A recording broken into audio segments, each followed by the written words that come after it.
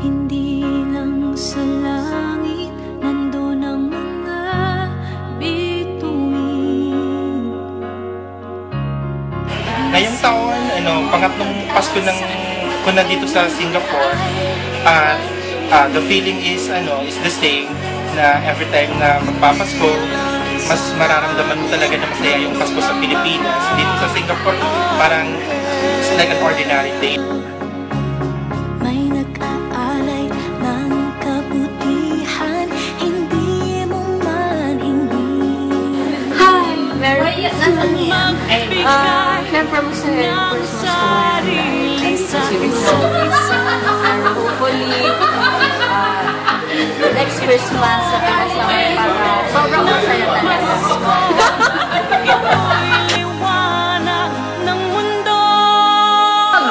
Oy!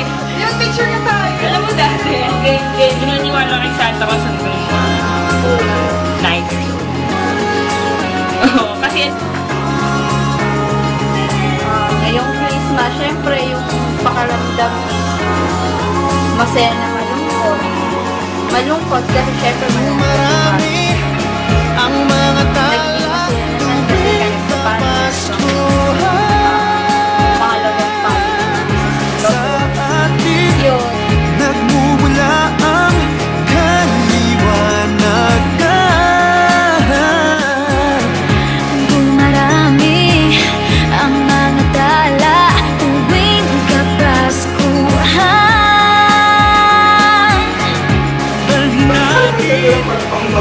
Makakamisin sa Pinas kapag magsisimba kayo ng buong pamilya, tapos maghihintay kayo ng 12, o kaya after ng mas, magbabatian kayo, makikita kayo ng mga barkada mo. Ilang ulit man ng dilim sa buhay natin dumating. Di papalaw, di mauubos ang mga bituin. Ang magbigay ng sarili sa isa't isa. Ito ang kwento ng Pasko. Ito'y liwanag ng mundo. Marami ang mga tala tuwing Kapaskuhan.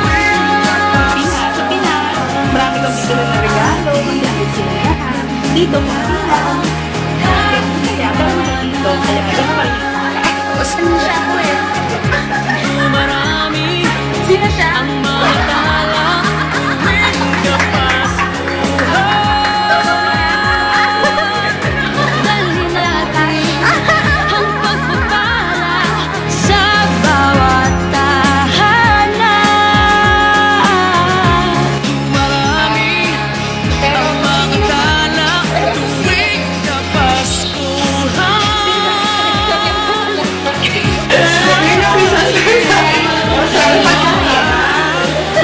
Honest trading, kayo ang number 1.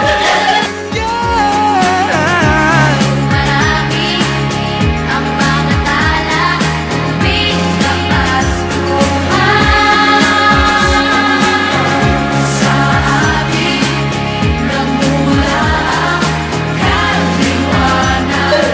Para sa akin, hindi naman yun sa handa o sa mga regalo. Yung Christmas para sa akin, before siguro nung bata ako, pero ngayon kasi meron akong anak, may pamilya na ako, mas mahalaga yung magkakasama kayo sa Pasko. Sa buong sanli